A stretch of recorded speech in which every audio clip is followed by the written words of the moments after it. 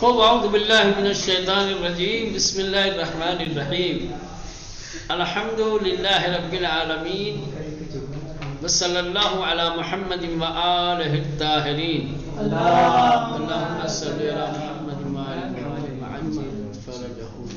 خوب کل کی گفتگو سے یہ اندازہ ہوا کہ جن لوگوں کا یہ احتمال ہے یا جن لوگوں نے یہ احتمال پیش کیا ہے کہ قرآن کے الفاظ و عبارات پیغمبر کے ہیں اور معنی اور مفاہیم خدا کے ہوں، بعض لوگوں نے یہ احتمال کیا کہ ہو سکتا ہے کہ یہ جو قرآن کے الفاظ ہیں، یہ جو عبارتیں ہیں، ٹھیک یہ خدا کی جانب سے نہ ہوں، وحیانی نہ ہوں، وحی کے ذریعے سے یہ الفاظ نہ آئیں،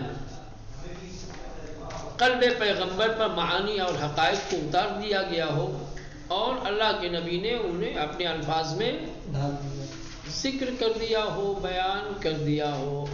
خوب اپنے اس احتمال کے لیے قرآن مجید کی آیتیں بھی پیش کی کہ دیکھ لیں کس طریقے سے قرآن نے کہا ہے کہ ہم نے قلب پیغمبر پہ اس کو نازل کیا ہے، تو قلب پیغمبر پر نازل ہونے کا مطلب یہ کہ ہوں گے حقائق اتارے ہوں گے، معانی اور مفاہیم اترے ہوں گے۔ خوب پھر اس احتمال کی تردید کی گئی، کہا گیا یہ احتمال دعویٰ بلا دلیل ہے، اس کی کوئی معتبر سند نہیں ہے، کوئی اس کی محکم اور مستحکم قابل اعتبار دلیل نہیں ہے۔ آیات میں جو قلب آیا ہے وہ اس لیے آیا ہے کہ وحی الہی کے ادراک کا مرکز باطن ہے، ظاہر نہیں ہے، اس لیے قلب، اور پھر قلب سے مراد واقعاً یہ قلب صنوبری یا گوشت کا لوتھڑا جو دل کے جو سینے کے اندر ہے، جو دھڑکتا ہے، جو انسان کے وجود کا ایک اہم حصہ ہے، جس سے انسان کی زندگی وابستہ ہے، یہ مراد نہیں ہے، بلکہ درک کے باطنی ہے۔ کیا ہے؟ قوت باطنی، استعداد یہ ہے، اور وحی کا رابطہ بھی اسی سے ہوتا ہے، وحی کو اسی سے سمجھا جاتا ہے۔ ٹھیک، یہ اس کے بعد پھر کہا تھا دوسری بات یہ ہے کہ آپ قرآن مجید کی آیات کو دیکھیے تو مختلف آیات میں کیا ہے، قرآن کو قراءت تلاوت سے تعبیر کیا گیا ہے۔ ٹھیک، اگر یہ الفاظ، اگر یہ عبارتیں قرآن کی وحی نہیں ہوتی تو قراءت اور تلاوت سے تعبیر نہ کیا جاتا۔ ٹھیک، اس لیے کہ قراءت اور تلاوت اسے کہا جاتا ہے جو پہلے سے تحریر کر دیا گیا ہو اور کوئی دوسرا اسے پڑھ رہا ہو۔ تو اگر الفاظ و کلمات خود پیغمبر کے ہوتے تو پیغمبر کو تلاوت کا حکم، قراءت کا حکم نہ دیا جاتا۔ اللہ نے یہ عبارتیں نازل کی اور اس کے بعد پھر حکم دیا میرے نبی پڑھو، میرے نبی تلاوت کرو۔ سمجھ گئے ہیں؟ ہاں، خوب یہاں تک بات ہو چکی تھی۔ خوب بائن توضیح روشن شد کہ قرآن نمی تواند الفاظ و عباراتش از پیغمبر باشد۔ ان تمام باتوں سے یہ جو ہم نے توضیح دی ہے، اس سے یہ بات واضح ہو جاتی ہے، روشن ہو جاتی ہے کہ قرآن کے الفاظ اور اس کی عبارتیں پیغمبر کے نہیں ہو سکتے۔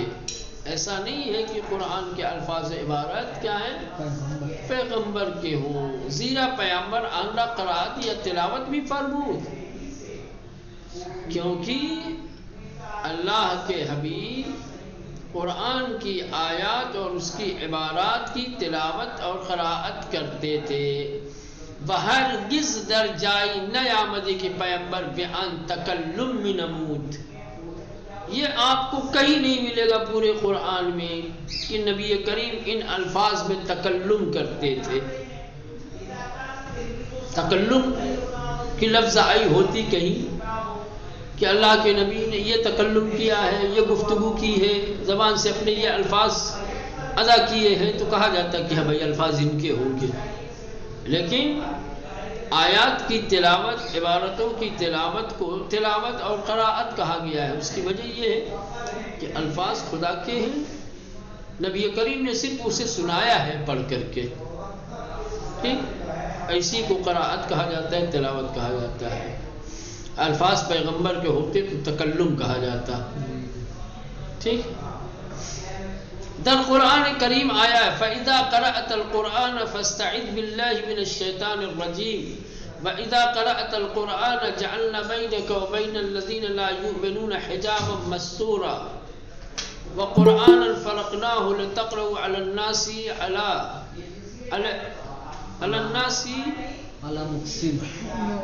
سَنُقْرِئُكَ فَلَا تَنْسَى هُوَ الَّذِي بَعَثَ فِي الْأُمِّيِّينَ رَسُولًا مِّنْهُمْ يَتْلُو عَلَيْهِمْ آيَاتِهِ وَإِنْ أَتْلُوَ هَذَا الْقُرْآنَ وَاتْلُ مَا أَوْحَىٰ إِلَيْكَ مِنْ كِتَابِ رَبِّكَ آیاتی کی تلاوت قرآن رب پیغمبر نسبت میدہن فراوان، کہ یہ تمام آیتیں جس میں پیغمبر کو قراءت، جس میں پیغمبر کی طرف قراءت کی نسبت دی گئی، اور یہ چند آیتیں ہم نے یہاں پر ذکر کیا ہے۔ وَإِلَّا اس کے علاوہ بھی آیات ہیں کہ جن آیات میں کیا ہے، قراءت اور تلاوت قرآن کی نسبت پیغمبر کی طرف دی گئی تھی۔ پیغمبر نے قرآن کی تلاوت کی ہے، قراءت کی ہے، تکلم۔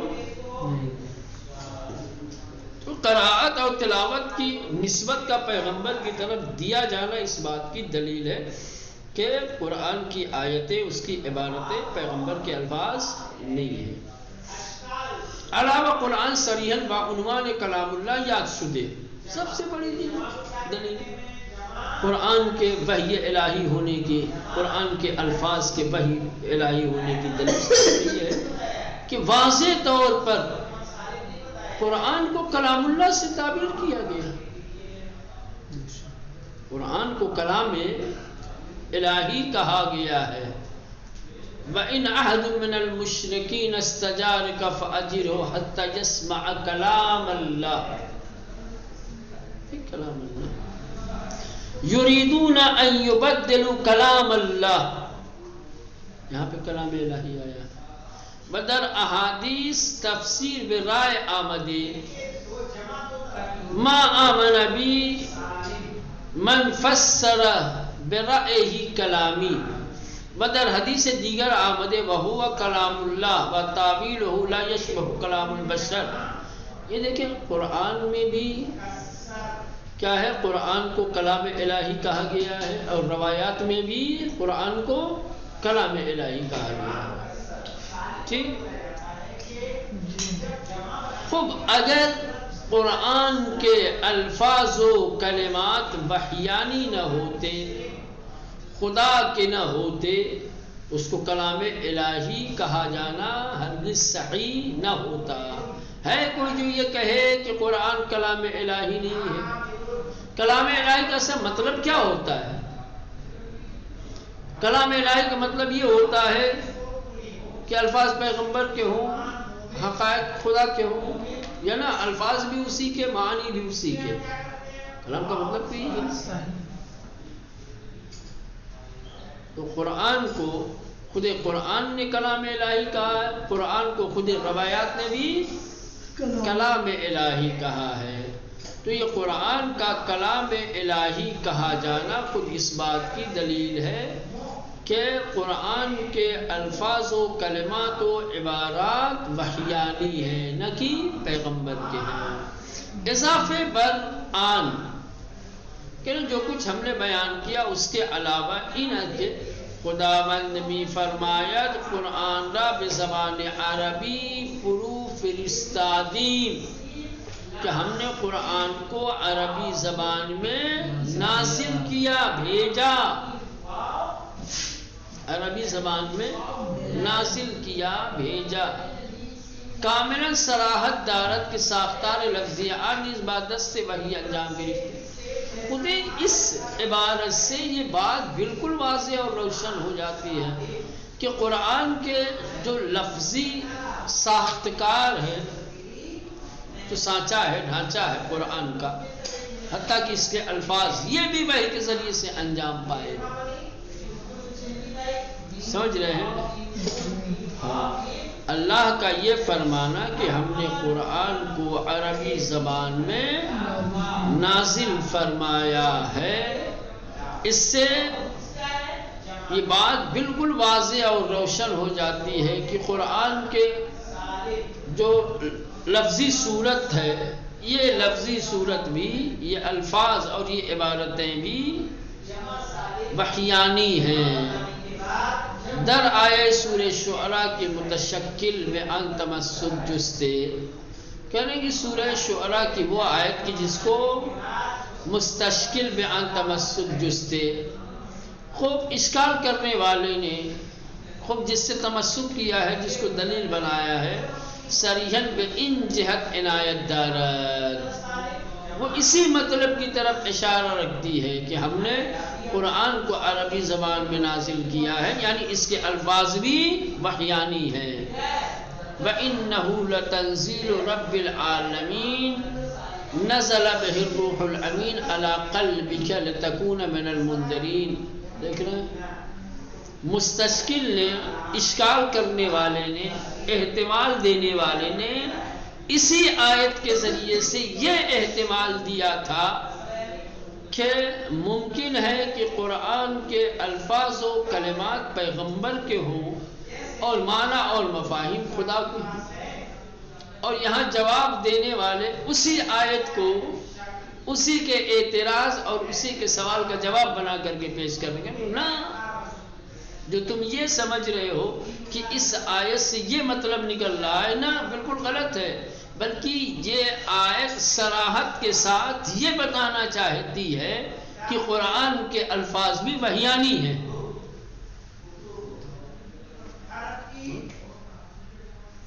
لذا جائے تردید نیست کہ قرآن در دو جہت لفظ معنی ساختار وحیانی دارد. لہذا اس بات میں کوئی تردید نہیں ہے کہ قرآن مجید اپنے دونوں رخ سے، چاہے اس کے الفاظ اور کلمات کے رخ ہوں، چاہے اس کے معنی اور مفاہیم کے رخ ہوں، ٹھیک، دونوں اعتبار سے وحیانی ہیں، دونوں چیزیں وحیانی ہیں. الفاظ بھی قرآن کے وحیانی ہیں، اس کے معانی بھی وحیانی. الفاظ بھی وحی کے ذریعے سے نازل ہوئے ہیں اور اس کے معانی بھی. وصرف کلام خدا اور قرآن بس اور بس کلام الہی ہے. ہر نیز دستوان پیغمبر نیز کی چنین سخن معجزے آسائی.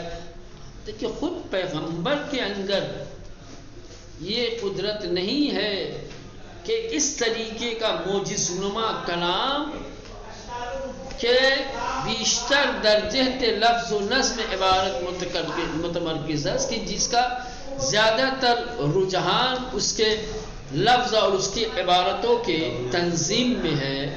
از خود بے سازت پیغمبر اس طریقے کا کلمات سجا بجا کر کے پیش کر سکے. گستردے آیات تحدی و تعجیز شامل پیغمبر نیزمی شود، چنانچہ اشارت رفت. کہہ رہے ہیں کہ تحدی والی آیتیں یا تعجیز والی، عاجز بنانے والی لوگوں کو اور تحدی کرنے والی آیات کا مفاہیم کا گستردہ ہونا، اس کے مفہوم کا وسیع ہونا یا اس کی وسعت پیغمبر کو بھی شامل ہے. قرآن نے جو یہ کہا ہے کہ کوئی ایسا کلام پیش نہیں کر سکتا، ٹھیک، یہ تعجیز اس کو کہتے ہیں. کیا تعجیز؟ لوگوں کی عاجزی کو جو قرآن نے بیان کیا ہے کہ لوگ ایسا کلام پیش کرنے سے عاجز ہیں، تو اس عاجزی والے مفہوم میں خود پیغمبر بھی شامل ہے. یہاں تک کہ پیغمبر بھی عاجز ہے، وہ بھی نہیں لا سکتے ایسا، ٹھیک، جس کی طرف اشارہ کیا جا چکا ہے پہلے. سمجھ رہے ہیں؟ تو بہر صورت خلاصہ کلام یہ ہوا کہ جو لوگ یہ ثابت کرنا چاہتے تھے یا یہ احتمال دے رہے تھے کہ ہو سکتا ہے کہ قرآن مجید کے الفاظ و عبارات پیغمبر کے اپنے الفاظ ہوں، اپنی عبارتیں ہوں، وحی کے ذریعے سے صرف معنی اور مفاہیم قلب پیغمبر پر نازل ہوا ہو. اس کو الگ الگ دلائل کے ذریعے سے رد کیا ہے. ٹھیک. ہاں، قراءت اور تلاوت کی نسبت پیغمبر کی طرف دی گئی ہے، اور اس قراءت اور تلاوت کا نسبت دیا جانا اس بات کی دلیل ہے کہ کلمات و عبارات پیغمبر کے نہیں ہیں. اگر کلمات و عبارات پیغمبر کے ہوتے تو تلاوت اور قراءت کی نسبت نہیں، تکلم کی نسبت دی جاتی. ٹھیک. دوسرے متعدد آیات کے اندر جو یہ ذکر کیا گیا ہے کہ ہم نے اس کو عربی زبان میں نازل کیا ہے، ٹھیک، وہ عبارتیں یہی بتانے کے لیے ہیں کہ قرآن کے الفاظ اور قرآن کے کلمات یہ سب کیا ہے؟ وحیانی ہے. پس قرآن کے چاہے الفاظ ہوں چاہے اس کے معانی اور مفاہیم ہوں، دونوں کیا ہے؟ کلام الہی ہے، اور دونوں وحی کے ذریعے سے پیغمبر پہ نازل